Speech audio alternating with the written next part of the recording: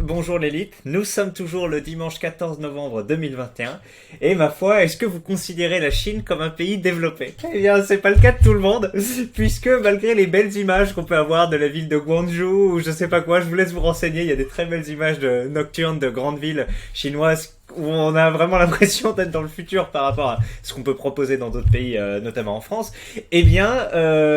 Contrairement à ce qu'on pourrait s'imaginer en voyant ces belles images de villes qui, et il y en a pas qu'une, hein, il y en a plusieurs. Eh bien non, nous continuons, nous Français, à financer effectivement le développement de la Chine à hauteur de 140 millions d'euros par an. Donc c'est une petite pécadille, hein. On rappelle que le toit, si vous êtes déjà allé à Châtelet-Léal, au Châtelet comme on doit dire, vous savez la station de métro, bref, slash centre commercial, etc. de Paris, il y a un joli toit. Vous savez, ça vous parle ou pas? Une espèce de toit avec des espèces de tuiles comme ça, en plastique ou en verre, un peu ondulé. Eh bien, ce toit coûtait 236 millions d'euros, voilà. Et donc, soit presque 2 fois plus que l'aide annuelle à la Chine. Donc, est-ce qu'ils, voilà, ils peuvent même pas se payer un demi-toit du Châtelet-Léal par an avec cette aide. Mais quand même, ça peut faire beaucoup pour le lambda. Alors, consultons un peu. D'abord, donc c'est Simon Says 7 qui nous dit la France verse 140 millions d'euros à la Chine pour l'aide au développement.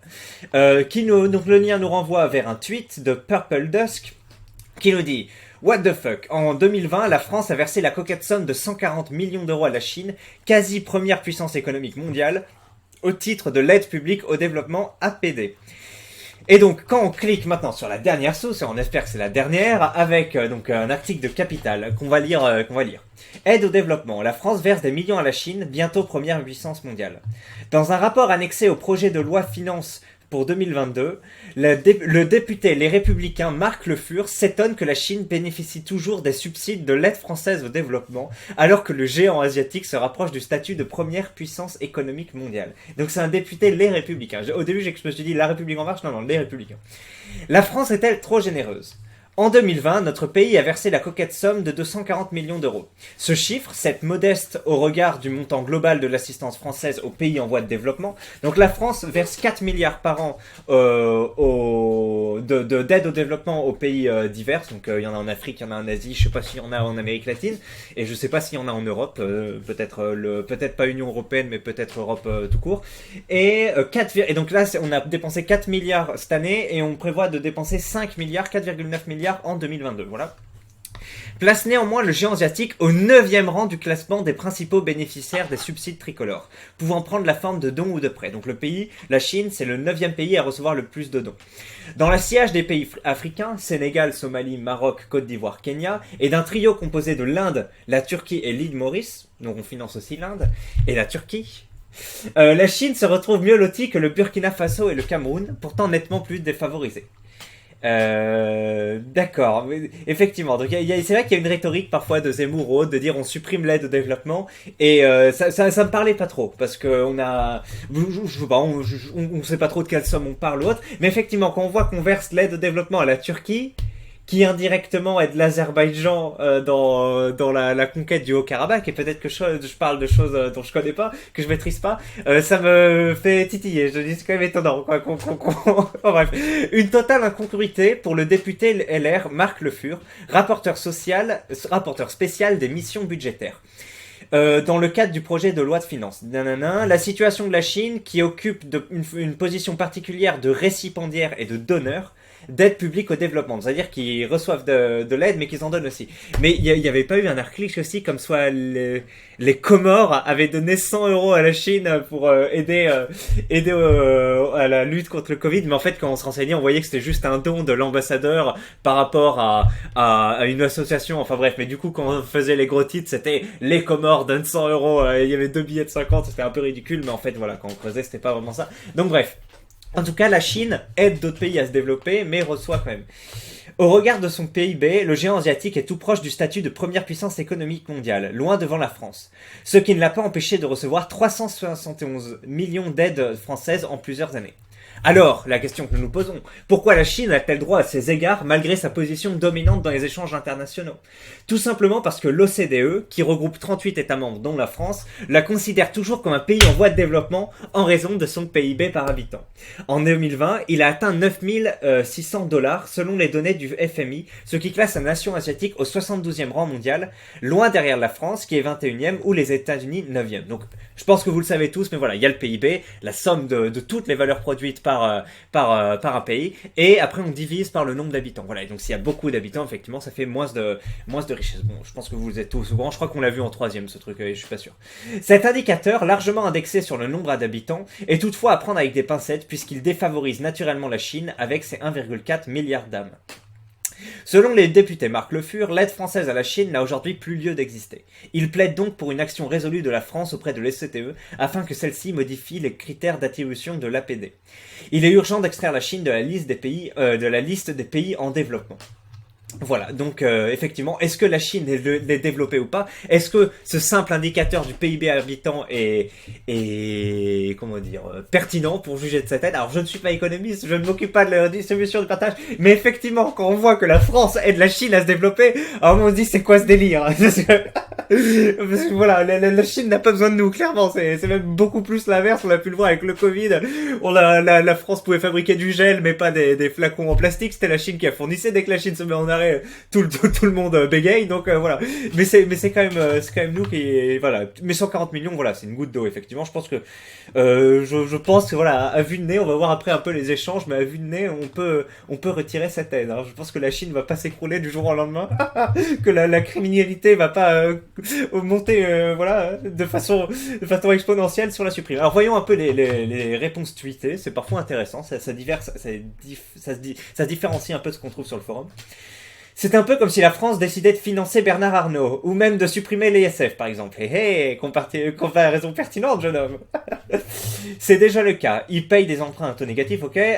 C'est parce que grâce à l'Union Européenne, on est plus fort face à la Chine et on les force à accepter notre argent. Et oui, c'est ça. En fait, les pauvres Chinois, en tant qu'êtres racisés et pays en voie de développer, sont infantilisés par la France et l'Union Européenne qui, voilà, se permet dans une vision un peu colonialiste de l'histoire, on se rappelle des guerres de l'opium, de donner de l'argent sans que la Chine réagisse. Donc c'est en fait une vision néocolonialiste, raciste et dominatrice, voilà, de la France. Donc effectivement, il faut arrêter ce genre d'action qui est tout ce qu'on ne veut pas en France, tout simplement. On verse de l'aide publique au développement de la Chine. Pourquoi pas du sable de Fontainebleau au Sahara? Il y a des politiques assez allumées pour faire ça en notre nom. Bon alors, je sais pas s'ils font ça entre nous, mais je sais pas trop qui cause des cages ou autre, mais je pense que déjà ça se négocie au niveau de l'OCDE, donc je sais pas, moi franchement, on parle de choses qu'on sait pas, mais s'il faut, c'est juste l'OCDE, j'en sais rien, qui dit bon ok, tel pays va faire ça, et après on divise en fonction du PIB des pays d'honneur, là, des 38 pays d'honneur, donc voilà. Et s'il faut, il n'y a pas de réponse, ou alors ça implique de devoir quitter l'OCDE, j'en sais rien. Si vous êtes plus renseigné que moi sur le sujet, ce serait assez intéressant parce que ça a l'air quand même d'être qu'on marche sur la tête. Mais s'il faut, le fait d'arrêter de verser ces aides demande derrière tout un micmac diplomatique qui en plus la Chine peut se dire. Mais après, j'imagine pas que Xi Jinping dire oui continuez de nous verser, on n'est pas un pays développé.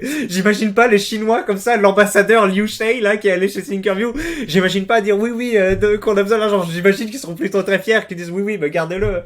Puis 140 millions, ils s'en foutent complètement, je pense. Alors.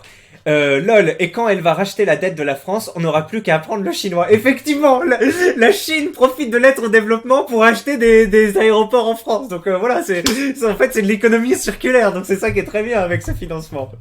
C'est vrai que la Chine a besoin d'argent, avec toutes les réserves d'offres qu'elle a entassées, il doit lui manquer encore un peu. Remerciements pour c'est en guise de remerciement pour le bon boulot fait à Wuhan. Pas mal. Allez, on termine. Allez, celui-ci. Les pauvres Chinois ne peuvent s'emparer que de 30% de la récolte mondiale de blé. Il faut les aider à les rendre plus puissants et plus prédateurs. Et oui, les pauvres Chinois, ils ont besoin de notre aide pour aller prendre possession du Cambodge, de l'Afrique, de la France, du Kosovo aussi, j'ai vu. Voilà, ils ont besoin d'aide, nos amis chinois. Et oui, parce que sinon ils vont pas mettre en place les routes de la soie. Donc allez, on va voir ce qu'on nous dit. Aïe, ce pays. Les 140 millions de la France qui représentent à peine. Alors attendez, ça c'est 0,1. 0,01, bon, je vous le dis juste 0,00009% du PIB chinois, avec un petit Xi Jinping qui est bien salace. Macron qui pose ses burnes sur les pays en voie de développement. On est vraiment des bouffons, nous dit Rochepat. Quoi? La France se croit pour une puissance des années 80 et aider le tiers-monde? Et on lui dit que c'est nous le tiers-monde. Effectivement, on a fait une petite vidéo démonétisée d'ailleurs, mais qui marche extrêmement bien. Comment vous expliquer que cette vidéo, que je me suis dit je la mets, bon ok, c'est une petite pavé dans la mare, enfin ça fera bien. Elle fait 1300 vues, là où normalement les vidéos que j'ai fait sur Bench ou autre, elles ont fait genre 2 fois moins. C'est la vidéo, je sais pas pourquoi, mais elle marche vachement bien. C'est quoi ce délire? Donc je parle juste de Lyon, un supermarché qui ferme plus tôt à cause de l'insécurité. Faut que je creuse la chose et je comprends pas. En tout cas, elle a été démonétisée, donc bon, allez, c'est pas grave.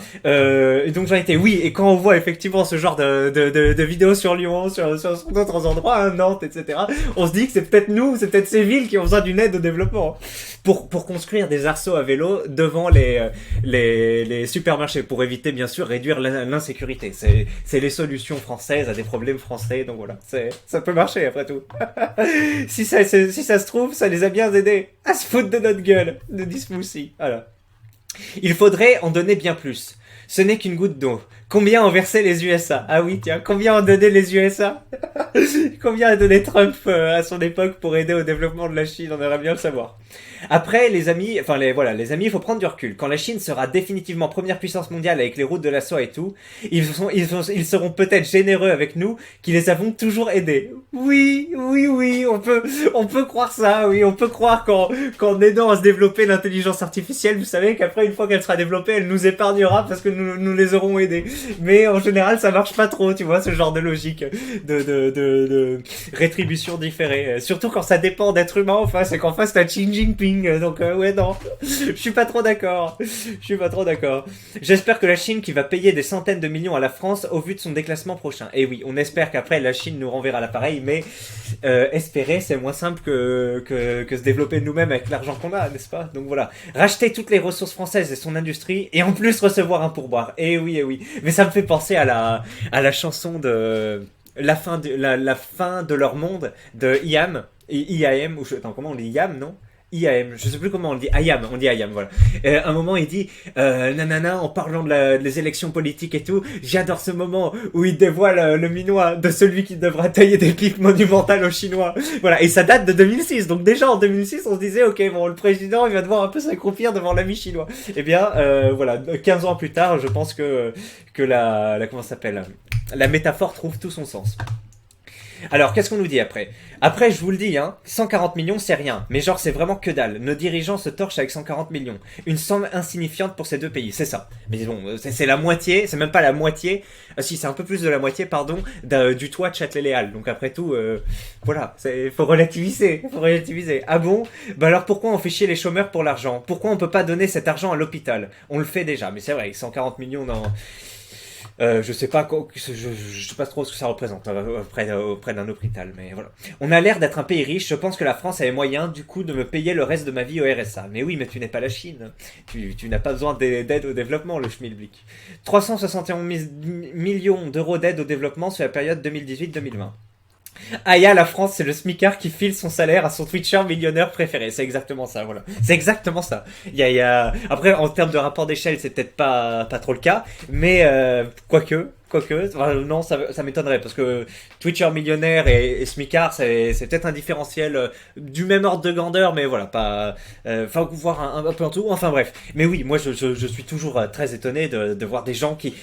Que des gens soutiennent des petites chaînes comme Zioclo ou comme des petits Twitchers qui démarrent, qui n'ont pas un SMIC ou à peine plus, y a rien qui me choque. Mais que des gens donnent... Moi je comprends pas, je sais pas ce qui se passe dans leur tête et je sais pas comment ça se fait que ça existe. Et je comprends pas, vraiment. Est-ce que c'est...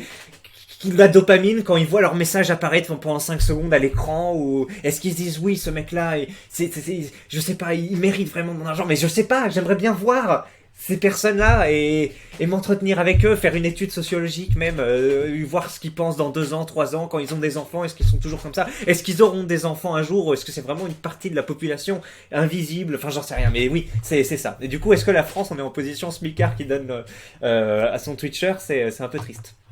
Cool, on finance l'impérialisme chinois, sa CVA a payé leur futur château à chez nous. Eh oui, c'est l'économie circulaire, Lady. Parie-t-il que le gaspillage d'argent public n'existerait pas. C'est beau la France, même aux superpuissances, on donne du fric. En plus, l'aide au développement ne cesse d'augmenter d'année en année, mais bordel, c'est pour ça qu'on paie des impôts. Ouais. Bon après, je sais pas si l'année prochaine ils ambitionnent de donner plus à la Chine, mais... Effectivement, c'est étonnant. Alors, vous savez qu'il y avait tout un sommet là sur le développement de l'Afrique récemment, où il y a des Africains qui ont pu interpeller de manière assez soit émouvante, soit comment dire, comment ça se dit quand ça te donne de l'énergie, motivante ou autre, même de manière logique quoi, des Africains de la comment ça s'appelle, du truc populaire, attendez, de la société civile, attends, je crois que c'est ça, de la société civile, ou en tout cas pas des politiciens quoi, mais des mecs de la société civile, ou voilà, des mecs qui sont pas des politiciens de la politique, vous voyez ce que je veux dire, mais des gars qui ont un peu pignon sur rue, mais au niveau peut-être philosophique, ou qui ont des entreprises, etc. Des mecs un peu comme Kémy Séba, mais Kémy Séba c'est un peu l'extrême, puisque lui il était pour ne pas dialoguer avec Macron, etc. Bref, ces gens-là étaient au sommet et ils ont dit, c'était une position un peu en mode, on veut plus de l'aide au développement, etc. On veut être traité comme des partenaires normaux, vous voyez. Et donc il y a cette côté-là où en fait l'aide au développement, donc ce qu'on disait un peu en rigolant, en parlant de colonisation, mais il y a ce côté aide au développement, c'est genre on vous donne, tu sais, genre on donne à des clochards, mais c'est bien, rester des clochards, tu vois, c'est pour survivre un jour de plus. On les traite pas en partenaires ou autres, on continue à, je sais pas, les bon, je suis pas assez bon en géopolitique, mais c'est ce que disait Kémy Séba. C'est l'aide au développement, on doit cracher dessus parce qu'on doit se développer en étant des partenaires ou en étant des adversaires, quoi, pas en étant un petit soumis à qui on donne un peu de sous. Et donc là-dessus, qu'est-ce que je voulais dire je sais plus, mais oui, et donc pourtant l'aide au développement va encore augmenter l'année prochaine, donc c'est assez étonnant. Continuons. Mais je me suis pas, j'ai juste vu quelques interventions du sommet, j'ai pas vu ce qu'il en ressortait. Ouais. Combien de ministres, de diplomates et compagnie se sont fait de l'argent dans la transaction? La justice qui autorise le fisc à fouiller la vie d'un proglo s'il a 10 000 qui apparaissent sur le compte en banque, mais quand l'État se permet d'envoyer 140 millions comme ça, il n'y a plus personne. C'est vrai, après faut voir, hein. Moi je pense que c'est des décisions prises au niveau supranational, on va dire, et qu'on manque un peu sûrement de souveraineté à ce niveau-là. Vous avez vu qu'on parlait d'OCDE, donc je suis sûr que c'est un truc comme ça à la con. Il y a une grille, on dit la France c'est 0,03% qui va partir là, et c'est réparti après en fonction du PIB par habitant ou je sais pas quoi, et du coup ça part et on n'a pas notre mot à dire. Mais à un moment faudrait quand même taper du poing, parce que là on est quand même sur un petit non-sens, hein. Même si c'est pas grand chose 140 millions, faut voir après ce que ça peut entraîner comme bordel si on commence, parce qu'imaginez pour juste 140 millions on commence à détériorer, mais après est-ce que les relations avec la Chine sont bonnes? Moi j'y connais rien en géopolitique, il faudrait comment il s'appelle, Pascal Boniface ou un mec comme ça là pour parler de ça. Un autre article pour ceux qui pensent que c'est de la connerie. Le Royaume-Uni également a versé plusieurs centaines de millions. Là oui, le RU verse plus. Ah mais peut-être sur plusieurs années. Ne pas oublier aussi que les États-Unis sont quand même le pays qui investit le plus en Chine avec des centaines de milliards de dollars. Oui, mais là c'est de l'investissement, c'est pas du développement. Et pourtant, le PIB chinois par habitant reste plus faible que celui de la France. Ils sont tout de même 1,4 milliard. D'accord. Et donc là, oui, effectivement, on utilise le mot farce en anglais apparemment. Infuriating loophole, mais dis donc c'est compliqué, infuriating, ça je crois que ça veut dire augmentation. Ignorez-les. Les économistes du forum pensent probablement que l'Inde est plus développée que la Norvège, qu'elle a un PIB plus élevé. Désolé de décevoir Désolax, mais le chinois moyen a encore un niveau de vie bien inférieur à nous, et des aides au développement c'est pour améliorer les conditions de vie. Oui, mais à un moment, faut éviter de nourrir la bête qui risque de nous manger, tu vois. Donc c'est bien qu'ils se développent à leur rythme. Et puis quand on parle de chinois moyen, faut voir, parce que avant c'est vrai qu'il y avait pas, on avait tendance à dire qu'il y avait pas de classe moyenne en Chine. Maintenant on a tendance à dire que la classe moyenne en Chine vit mieux que la classe moyenne française, parce qu'elle a quand même un pouvoir d'achat dans son pays qui peut être comparable à celui de la France, avec une insécurité qui est moindre, une insécurité qui est moindre. Par contre, dans les campagnes chinoises, effectivement, c'est deux poids deux mesures. Mais après, si la Chine arrive à développer ses villes, c'est pas à nous d'aider à développer les campagnes, c'est à eux-mêmes de faire le truc. Donc, c'est pas parce que oui, le chinois moyen, ou peut-être le chinois sous-moyen prolétaire vit moins bien, que c'est à la France de payer pour ça, vu qu'à côté, certaines classes sont bien plus développées que la France, tu vois ce que je veux dire. Après, bon, voilà, vous allez peut-être me reprendre dans les commentaires si je dis des conneries, mais je serais assez étonné. Pour rappel, met quelqu'un. Donc il va mettre quoi? Ah oui, il met une vidéo où on voit effectivement la capitale de la province la plus pauvre de Chine, quelqu'un qui se promène. Donc on voit que c'est voilà, des gros bâtiments, pas que c'est plus propre qu'en France. Voilà, il y a pas de groupe de jeunes qui ont l'air un peu agressifs, etc. Bon, j'ai jamais tout regardé en entier, mais en général, quand on regarde ça, il se dégage une bonhomie et en tout cas, il y a un sentiment d'insécurité et comment on dit, dégradation, c'est pas pauvreté le mot que je cherche, mais quand c'est sale, tout simplement, de saleté qui est plus faible que quand on filme un peu l'équivalent en France.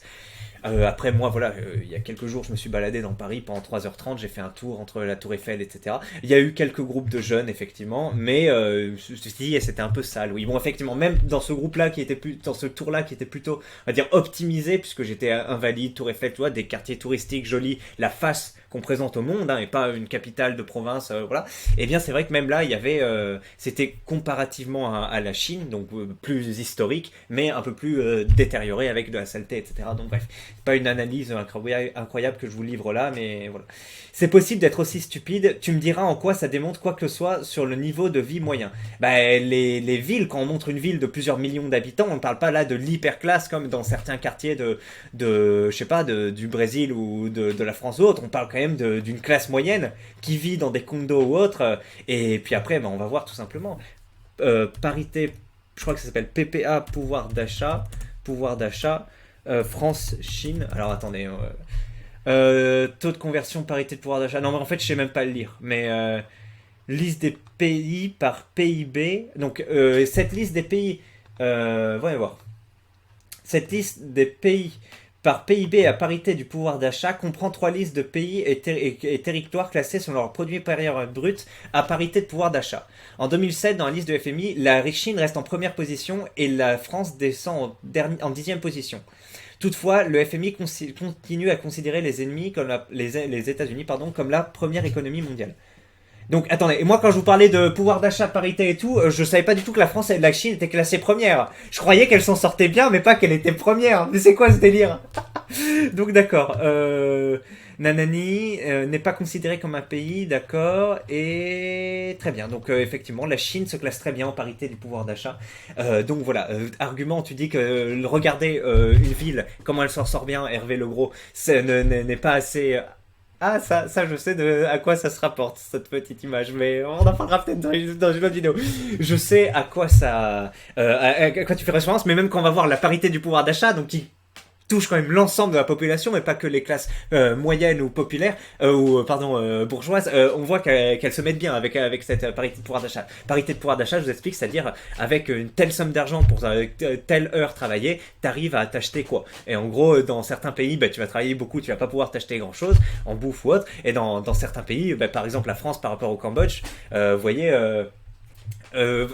c'est très basique, hein, mais au Cambodge, tu vas travailler 10 heures, tu vas gagner, on va dire, $20, et à côté, tu vas pouvoir t'acheter, je sais pas, des repas au restaurant pour 3 ou $4. Tu dis, ah, c'est beaucoup moins cher qu'en France. Mais comparativement, tu vas travailler 3 heures au salaire moyen, on va dire, et pour te payer, on va dire, 1000 calories de bouffe un peu normale, vous voyez. Alors qu'en France, tu vas voir que ça va être 8 euros, 10 euros, donc 2 fois plus cher qu'au Cambodge. Mais à côté, les salaires sont 10 fois plus élevés. Donc au final, là où au Cambodge, tu aurais dû travailler 3 heures, en France, tu vas travailler 30 minutes. Vous voyez? Et donc, en Chine, on peut se dire, oui, mais en Chine, ils sont moins riches, etc. Oui, mais en Chine, c'est aussi moins cher. Et donc, ça s'équilibre, puisqu'ils sont en pouvoir d'achat paritaire plus dans 9 positions au-dessus de la France. Vous voyez ce que je veux dire? Donc, voilà. Donc, c'est quand on prend cet indicateur-là, qui est quand même assez fiable. Après, vous allez peut-être me reprendre, hein, parce que moi, voilà, ça fait des années que j'ai pas fait d'économie ou autre, donc vous allez peut-être me mettre des gifles humiliantes. Mais quand on prend ça, c'est quand même pas déconnant de dire que qu'on marche sur la tête à aider la Chine. Ensuite, que nous dit Hervé Legros? Donc toujours celui-là. Les commentaires stupides de ceux qui prétendent que le chinois moyen a un meilleur niveau de vie que le niveau de vie européen. Mais sans déconner, il y a beaucoup de mecs qui vivent en Chine ou en Thaïlande ou autre qui vont me dire si. Arrête de déconner, la classe moyenne se met mieux en Chine et a moins d'insécurité qu'en France. Après, il n'y a pas tout ce qui est liberté d'expression, etc. Mais si on fait fi de ça, parce qu'on s'en fiche, on n'est pas là pour contester ou autre, si on se penche juste sur comment tu peux investir, comment tu peux acheter un bien... comment tu peux consommer de la bouffe, l'électricité, tout ça, eh bien les Chinois se mettent mieux pour un salaire moyen que la France. Alors, les mecs qui postent des vidéos de villes chinoises avec néon. Ceux qui prennent pas le temps de faire une recherche Google pour voir que le Royaume-Uni et d'autres pays font des aides, mais écrivent pire gouvernement que l'Occident. Oui, effectivement, il n'y a pas que la France qui se fait candoliser là-dessus, il y a tout le monde. Encore une preuve que le niveau du forum est abyssal, abyssalement bas, et je suis contre ces aides, nous dit-il. On n'est pas les seuls, d'autres pays occidentaux le font. D'accord, bon, c'est pas vraiment un gros argument. Ah, ok, ben voilà, donc que pensez-vous de ça? Est-ce que c'est une hérésie? Moi j'ai quand même l'impression que c'est une hérésie. On a vu le parité de pouvoir d'achat, on a vu les villes très développées, on a un peu parlé de tout ça. On a vu qu'on ne sommes pas les seuls pays à le faire, mais c'est pas ça pas pour ça que ça nous défausse. Donc voilà, j'aimerais bien voir si on va réfléchir à cette aide au développement de la Chine ou si personne ne va rien faire parce que c'est trop difficile de faire bouger les lignes de l'OCDE ou parce qu'on a peur des réactions derrière de la Chine. Voilà, en tout cas, c'était l'occasion de vous informer sur ce sujet.